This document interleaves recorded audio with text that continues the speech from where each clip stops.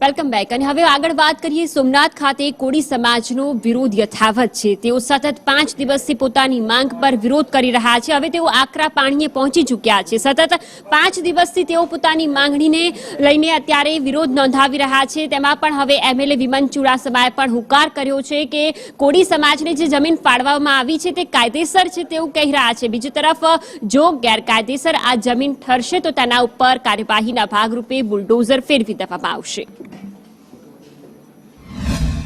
तो हमारी रैली आज अमे रैली काढ़ी है।